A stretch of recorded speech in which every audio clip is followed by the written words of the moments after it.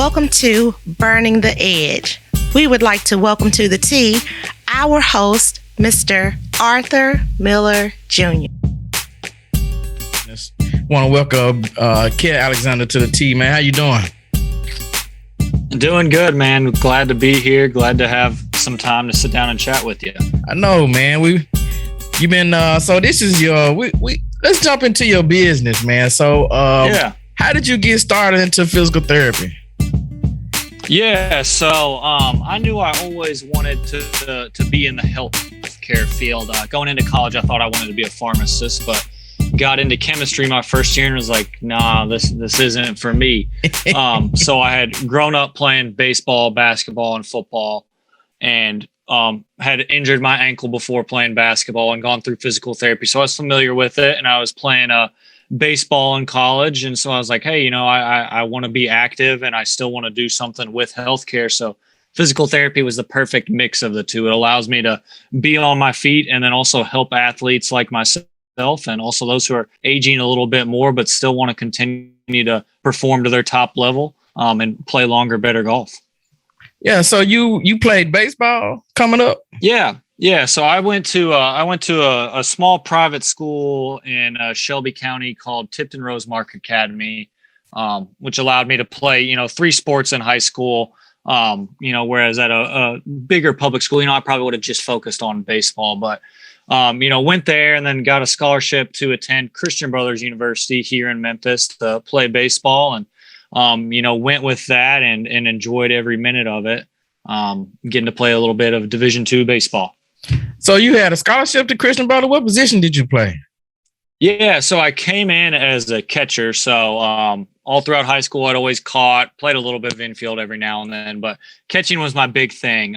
So I caught my first 2 years at CBU and got a good bit of playing time my freshman year, a fair amount my sophomore year. Wasn't really seeing the field much my junior year, and I always had a good arm from behind the plate. So our pitchers were pretty banged up that year, and pitching coach came up to me and said, hey, I'd like to, get you on the mound and just see what you could do.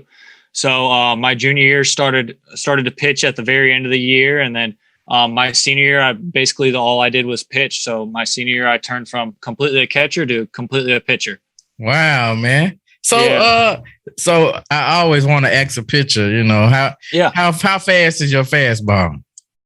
On a good day, I'd sit mid 80s, nothing special or anything. If I really reared back and, threw one hard, probably wouldn't be a strike too many times, but I could get up there, high 80s, probably 88, maybe 89 if it was a really good day, Yeah, that's pretty good though, man. It's difficult to throw that ball fast like that, man. Oh yeah. So what was in your bag? What was your pitch in your bag that when you needed a strike?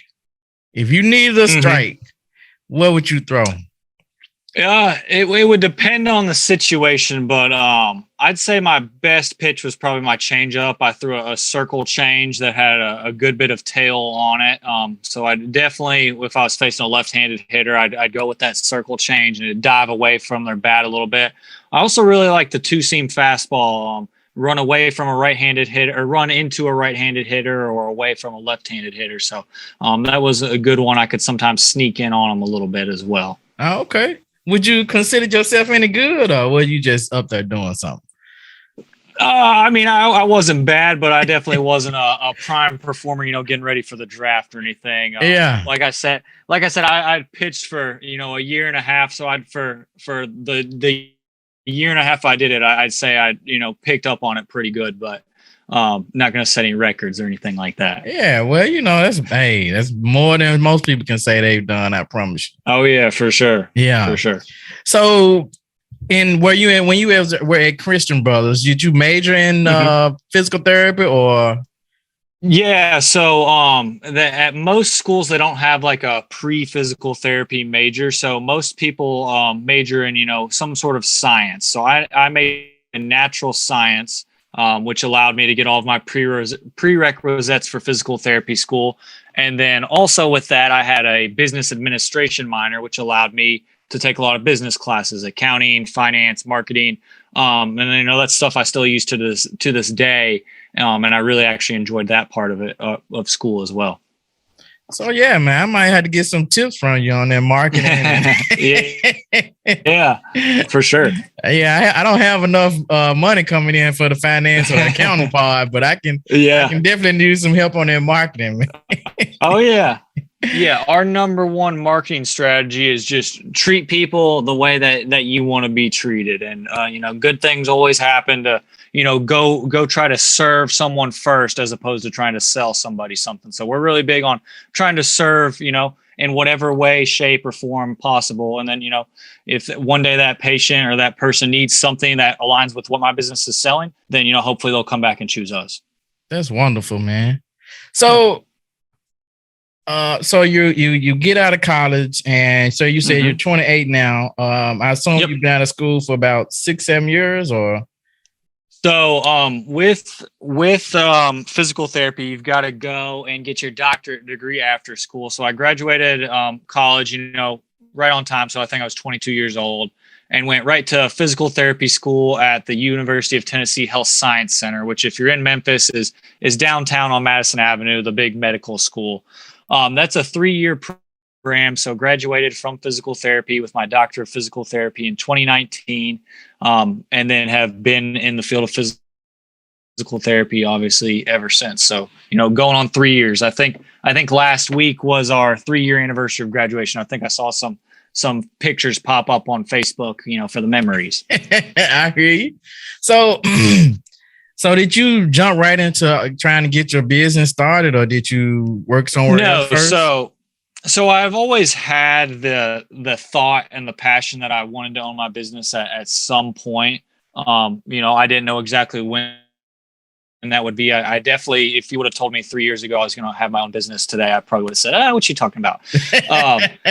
But so I always had that idea, but I had a couple what we call rotations in physical therapy school with a couple different business owners, and got varying outlooks of it. So I got to see the highs and the lows of it. So I knew there was always risk and there's always reward as well. So after school, I went to work for an orthopedic clinic in Millington, Tennessee, and got some really great experience there. Had a really good time and learned a lot of the manual therapy techniques that I still use to today. I was there for 2.5 years, and I was the clinic director or manager for about 6 months or so. And that's where I also, got to see, a little bit of the management side as well. But after being there and working with just a variety of patients, I knew that I wanted more for myself, and I had, bigger dreams and bigger aspirations than running someone else's business. And not that there's anything wrong with that. That's a perfect fit for a lot of people. But I knew that I wanted to be my business owner. I wanted to, do things the way I wanted to do, when I wanted to do them. So that got the wheels turning, and I, like I said, knew I always wanted to, be active. So, being an athlete in college, I really enjoyed my time, working with athletes in the clinic at my previous job as well. So I started to look for ways that I could work with athletes. And then from there, the wheels started turning. And, next thing in December of 2021, I opened Next Step Physical Therapy and Wellness. Our whole goal is to help athletes increase performance so they can do what they love and play pain-free without nagging injuries. So primarily we treat golfers. Golfers are our number one niche for sure. And then right now we also see a lot of CrossFit athletes as well. We've got a really good relationship with a CrossFit gym down here in Hernando where our home gym is. So we see a lot of them, and they're really good to us, but definitely our number one niche is working with the golf population. So what would you say is your number one mission at Next Step Physical Therapy and Wellness? Yeah. Our number one mission is to help athletes realize the resiliency of the human body in order to do what they love without pain. And when I say athletes, some people don't think of themselves as athletes, but I think if you're doing anything active in life, that takes some form of athleticism. So, like I said, primarily we work with what you would think of your typical athlete, but I do have everyday people that I do see as well, who have to do athletic events. I call them, everyday athletes, your mom or your grandma who's, picking up 2 and 3 year old kids, 40 times a day. Like I know my back would be worn out from that. So it's definitely something that we need to be active for and be able to do. But with that, we also, like I said, see a lot of the golfers and that CrossFit population as well is something more you would think of more of your typical athlete. And obviously the way we're going to treat and go about that is going to be very different. Cool, man. So, one of the things that I don't know if you listen to the podcast a whole lot, but on my first one, I said I'm not an athlete. That was one of my statements in there, because I was like, I was trying to convey the message that you don't have to be what I would consider to be your typical athlete to play golf. Sure, it does require some athletic motion and some activity. Yeah. But when I think of an athlete, I think of like your basketball players or even your professional golfers. Some of those are very athletic guys. But a lot of them, you look at and you wouldn't think of them as being athletes, like your John Daly or, or your Harry Higgs, you look at him with his shirt, with his chest out, it's like, I don't think that's an athlete right there, but I guess, they all do athletic activity. I mean, I guess that makes you an athlete. If you're doing some kind of athletic activity, I guess on some kind of regular basis, that would make you an athlete, I guess you could say. Absolutely. And you hear all the time that hitting a golf ball is one of the hardest, if not the hardest thing to do in sports. And people who've never golfed before, look at you and say, what are you talking about? It's a ball sitting on a tee. How hard can it be to hit? But working with golfers and actually breaking down the golf swing and all that has to happen in it, man, it's definitely an athletic feat. Not one, to just be able to hit it, but two, to be able to, drive, 300, 280 yards somewhere out there in the middle of the fairway. That definitely takes some athleticism. Absolutely, man. First, how did you find out about the Amateur Players Tour? Yeah, so I found out about the Amateur Players Tour on Facebook. When I was first starting my business in December and in January, I was doing a lot of just outreach on Facebook, trying to connect with as many people and really as many golfers as possible. So I was in a bunch of various Facebook groups. I think we had like North Mississippi golf tournaments, West Tennessee golf tournaments, things like that. And I just posted like hey, here's who I am. My name's Cale. I've got a new business that we focus in helping golfers play longer, better golf. I'm excited to be part of the group. If anybody's got any good connections or anything, let me know. And Russell reached out and he was like, hey, do you play golf? And I was like, yeah. And he was like, well, you should try and play the Amateur Players Tour sometime. I was like, okay, cool. Like, what's that? And then we started talking, and he reached out to me and was like, hey, I think it'd be really cool if we had a physical therapist out at the events and you got to check out some of the guys beforehand who had any ailments or injuries, or just provide some stretching or some consultations for the players before. And, while you're out there, maybe we can even talk about playing in some of the tournaments. So, we started working on that and then set up a time to come out to the Wedgwood event. And we've been to a couple various other events as well, which is really fun because, that's our number one goal, is helping golfers play better golf, and being able to set up and actually help people get ready to play around, is super fun for me, getting able to work with those guys and see the passion that they have before they go and actually tee it up. I think this past week or the last tournament, was that my first time playing with you, or did we play at Wedgwood together? I think we played at Wedgwood together. Yeah. Okay. Yeah. Yeah.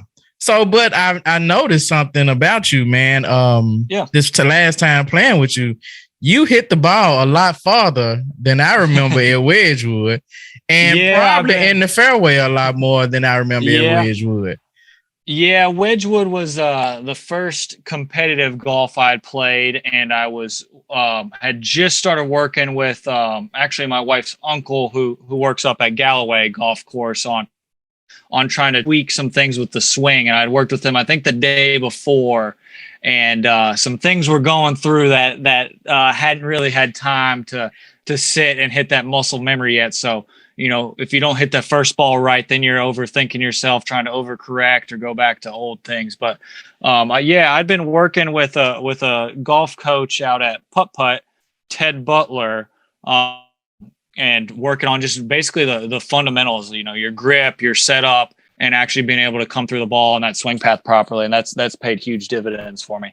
Yeah, I noticed, man. You really I didn't play with you the first day out there at Miramichi, but you played the second day, and you took what advantage I had away. You I had a 1-stroke lead going in, and I think you were only 2 strokes back. I think it was. I think I was myself.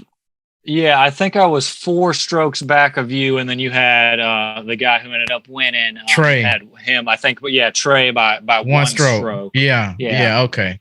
So you came back, and I think you ended up getting second. 1 by 1 stroke. No.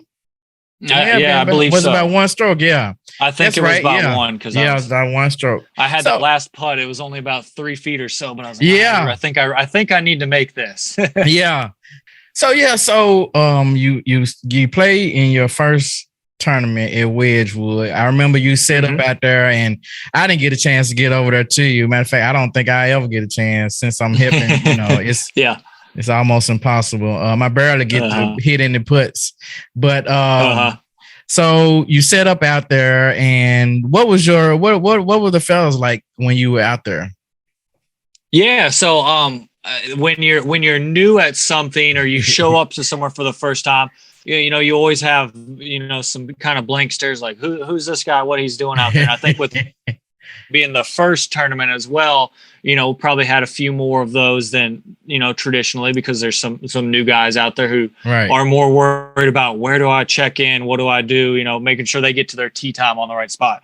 But we definitely had some really cool guys that came by, and even people who didn't feel like they needed to be stretched or had anything looked at, just came by and introduced us and made us feel welcome right from the beginning. So it's been really fun to work with the Amateur Players Tour. Well, good, man. I'm glad the guys have received you well, and at least you've been able to come out and play and hook up with them, and maybe hopefully some of the guys get a chance to see you, hopefully not from an injury, maybe from just whatever routine work that goes on, Yep. So you're enjoying the Amateur Players Tour.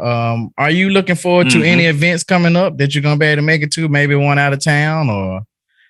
Yeah, I'm really hoping to try and make it to the TPC Southwind one and check that out.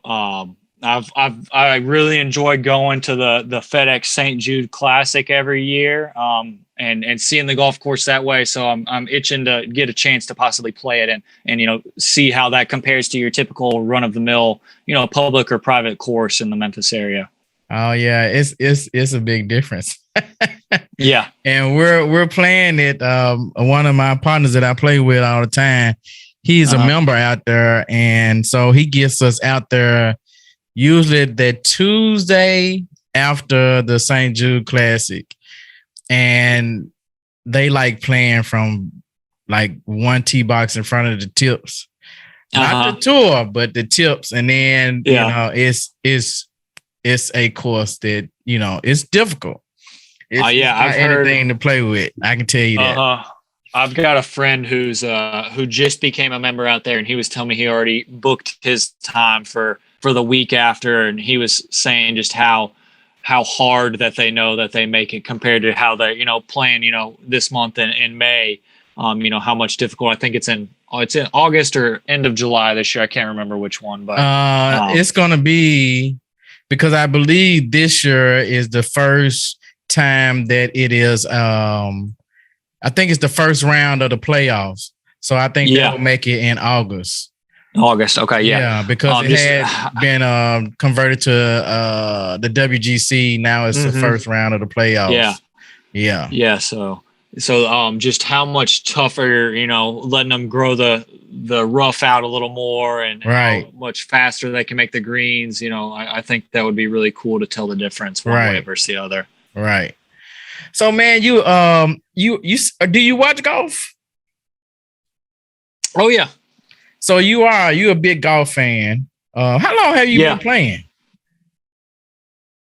I started, and when I say started, I'm talking about going out there with buddies and taking some hacks in high school, just for fun when we're in the off season. But I didn't actually start playing golf on a regular basis. I'd say probably about 2, maybe 3 years ago. And within the past year and a half to 2 years, I've actually gotten serious about it and actually, gone to the driving range and practiced, as opposed to just going out there with your buddies once every couple months and seeing how hard you can hit the ball. Right. So you watch golf and you're interested in it. So I know you got a chance to see the PGA Championship. So what is your take on, do you like to see the golfers or the rounds that they have and they end up scoring, let's say 20 under at least, or do you prefer like the PGA Championship, where you right around single digits under, you at the most 9, 8, 9, 10 under at the most? I would definitely prefer to watch them struggle with the course a little more and the winner shoot, somewhere in the single digits. I think that's just more fun to watch, and watch them, get up and down for par sometimes if they've got a tough shot, really scramble a little bit more, or, see them hit it on the green and then the green takes it 20 yards, away. I think that's just funner to watch for me. But there's definitely a time when it's fun to see someone go out there and post a 60 or, a 10 or 12 under on the day, just to show like how skilled they are and how sometimes, when they're in that zone, how easy the game can come to them. But for entertainment value, definitely would rather see them, fight the course a little bit more. Right. And then we had the Charles Schwab Challenge this past weekend with Sam Burns end up making a putt off the green for the win against the number one player in the world, Scotty Scheffler. Yeah. Here he is again, in the final group. It's like, like this it's like rinse and repeat with him this year. He's been right. It's like, man, come on, man. Other than the PGA Championship, really, we haven't seen him struggle this year that I can remember. I know he struggled at the PGA Championship, but that's about it, So, what do you think about Sam Burns getting his? I think this is his second win. Yeah, I want to say maybe they even said it was his third. Was his third? Okay. Because I think Scheffler's got 4, and then when they said Burns had 3, I was like, oh, he's not too far behind on the year. Right. But definitely was cool to watch somebody, go in a playoff after they've been sitting there for a few holes and kind of cooling off and everything. I know he posted a pretty low number to even be able to get to that playoff. He saw the 65. And then seeing him miss the green on his approach shot, I can't imagine what's going through his head. Like he's thinking, I got to get up and down to even make it to the next hole, and then hope Scheffler doesn't hit a long birdie putt. And then so he goes first and then sinks that putt off the green, and the crowd goes crazy. And then Scheffler, man, he put a heck of a putt on it as well. I think he ended up being a couple inches away, so very easily they could have been a pretentious second hole there as well. So definitely a cool scene for them. Right. I'm just happy to see, not that I don't want Scheffler to play well, but I am happy to see somebody else, get the victory. And I think that was the low round for that, for Sunday, that 65 that Sam Burns shot. Yeah. You have to give him credit. He got a little benefit because he got to go out a little earlier and he didn't have to deal with as much wind, but you still had to go out there and play, and you got to make the putts, to do what you do, and to shoot a 65, that was pretty good, and to get the victory on the playoff hole. I mean, you couldn't ask for much more than that, Yeah. That's a cool way. Only way that could have made it cooler if it was a walk-off putt. Like if he went second and hit it in and then he got to walk it off, that would have been pretty cool. Yeah. So man, I'm excited that you're on the tour, man, and you're playing in the on the tour, and you're able to get your business to grow through it, and whatever, we can do to help, I'm glad. We'll be, glad to do anything we can, I'm just happy to see such a young fella out here. And I didn't know that you were actually a doctor. I got to call you doctor now, man. I got to give you your props, Yeah. I got the doctor of physical therapy.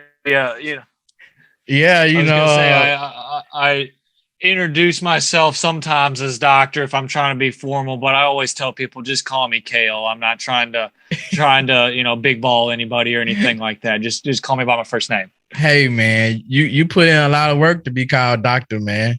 I'm gonna make sure that next time I announce your name on a tee, it's gonna be doctor. People look at you like, what are you talking about? You're right. And they're gonna know after the end, though, the doctor is in the house. The doctor is on the course. So if y'all need, I don't know if you know how to suture up anything, but I'm sure if they got a sprain or something, maybe you can help them with that. Oh yeah. Oh yeah, for sure. Yeah. Yep. So what would you say is your number one thing that helps most golfers? Yeah. So the first thing we always do when working with a golfer is we perform a golf specific movement screen. So we go through a movement screen that's been developed by the Titleist Performance Institute, and we break down the golf swing. We have about 16 tests that we look through that basically tell us, what, gives us a good idea of what's going on. Can they distinguish the upper body from the lower body? How's their strength? How's their balance? How's their joint motion? And then from that gives us kind of a rough draft of what's going on with them. And then from there, that's when we put on our physical therapy cap and say, okay, well, we know if this player can't rotate all the way properly, is it a physical limitation? Is it a limitation where they just don't know properly? And then we actually start to break down and assess the patient. So we'll break down their spine and assess it joint by joint. We'll break down their hips, see do they have enough rotation coming from there. And then we'll also look at soft tissue, muscle, and see if there's any adhesions or limitations in there. And then from there, we develop a plan for them. So that gives us a good idea of what's going on. And then from there, we attack it with manual therapy. So joint mobilizations or manipulations, soft tissue work, dry needling, cupping, myofascial release. And then, like I said, joint mobilizations. And then we get into, specific stretching, movement training, strength training, and trying to develop a proper golf swing from there. Cool, man. So I wasn't sure if you had any that to Titleist Performance. What is it? Titleist Performance Institute, I think. Yeah, it's TPI, and I'm actually in the. I've always used the screen. I'm actually in the very middle of the class right now and paying for the certification. Okay. So I'm not technically TPI certified at the moment, but maybe by the time this podcast comes out, I'll finish the coursework and everything and have that out there. But it's something we've been using for a while. I'm going through the screen and being able to actually break that down and see how, somebody who's got limited upper back rotation then may compensate with more of their hips or more of their arms, causing them to come over the top of the ball and hit more of a hook shot or more of a draw. So it's cool to be able to look at someone and then say, hey, what does your typical ball flight look like? What issues do you have? And, kind of outline them for them and then them say, well, that's, exactly how I hit the ball, and say, well, here's exactly why. Right. You're not able to move properly like you want to. And so that's when we work with a lot of golf coaches or swing coaches as well. And we market to them and say, hey, you're working with Arthur. And you say, Arthur, like, I really need you to come through this plane more. I need you to get through the ball a little better. And Arthur's looking at coach and saying, hey, I'm trying to do that. I want to do that. Yeah. And then that's when we say, hey, maybe this isn't an understanding issue and a practice issue. It's more of a physical limitation. And that's where we come in and we fix that physical limitation and then say, hey, let's get back with our swing coach and now let's actually do the swing that they want to develop for us. Right. Well, cool, man. So how is business growing or? Yeah, business is growing good. When we started out, our goal always has been to see 15 to 20 people a week, which we are a mobile business. So that entails some driving. And then we also have a gym location in Hernando, Mississippi, which is where I live. So it's right close to our house. So we see a lot of clients there. And then we see patients in the greater Memphis area. So I've got patients in Eads, Carterville, downtown, East Memphis, and Germantown. So our goal has always been 15 to 20. I think last week we actually ended up at 24, 25. This week we're on pace for about 18 to 19. So we're doing really well with that. And it's been slow, steady growth. One cool thing about that has been working with people and then they saying, hey, well, I'm sending my cousin to you, or, someone I work with at the gym, was telling me their shoulder's hurt and I told them they need to come see you. And just that word of mouth has slowly and steadily been growing. And that's been cool to see. So what is the wellness part of it real quick? Yeah. So physical therapy refers to more formal physical therapy. Somebody's got, like you said, a sprain or a tear or, pain. Wellness refers to more of the well-being side. Okay. So our wellness side, is where our golf performance lies. So somebody who, like yourself, you may not be having back pain. You may not be super sore after a round of golf, but you're like, hey, I'm not hitting the ball like I know I could. I'd really like to increase my strength, my stability, and, my club head speed. That's where we come in. We run through that same TPI golf performance assessment with you. Take a look at what's going on and then break it down and see, hey, this is where our limitations are. We're lacking in rotation here. Our hip strength is lacking here. And then we develop a personalized, individualized plan for you and help you get through that to be able to play longer or better golf and shoot lower scores and be able to hit the ball harder and faster. Yeah, I used to work with a guy, my guy, Russell Crowe, man. And I work with him like once a week. And I think it's been probably since the beginning of the year, he gave up his business or whatever and went into back to private work or whatever. And so I could, back then, I could see a lot of the things that he helped me with. I'm not benefiting so much from him now because I'm not doing this stuff anymore. So, I really do need to get with you, but like I told you at the beginning, man, right now, I have so much going on. It's too much right now, but it's going to slow down here soon. And I definitely get with you, man, and get some kind of program where I can do something. Let me know. And this goes for anybody. We always offer complimentary consultations. So if you're ever wondering, how you could work with us, what that would look like, or, get an idea of what's going on with you, give me a shout. You can go to our Facebook, our Instagram, or our website. You can find Next Step Physical Therapy and Wellness, or we're at nextstepptw.com. But reach out to us on any of those things. We can set up a complimentary consultation with any of you guys listening, where we'll actually break down your swing, see what's going on, and see, if we'd be a good fit for working with each other, and if so, how that would look. Yeah, so you're Next Step PTW on Instagram, Facebook, and are you on Twitter too, or? Not on Twitter, just Facebook, Instagram. We've got LinkedIn as well. And then we're actually, one thing I would like to plug, coming up in June, we are actually running something called Golf Performance Month. So if you give us a follow on Facebook or Instagram, we are posting all golf performance related content for the month of June. So we'll be putting out daily stretches, exercises, tips, tricks, and also talking about some common swing flaws and characteristics that lead to, pain, aches, or, not hitting the ball like we want. So follow along with us there and comment and interact. And if you wanted to get some blog posts that we're putting out as well, comment on one of those and I'll be sure to add your email to the list there as well. All right, man. Well, we appreciate you, Dr. Cale Alexander from Next Step Physical Therapy and Wellness, man. We sure appreciate you coming on. The former pitcher at CVU, former catcher. Man, we appreciate you coming on, man. Absolutely, Arthur. It's been a blast, my man. All right, man. Thank you, man. All right. Have a good one. All right.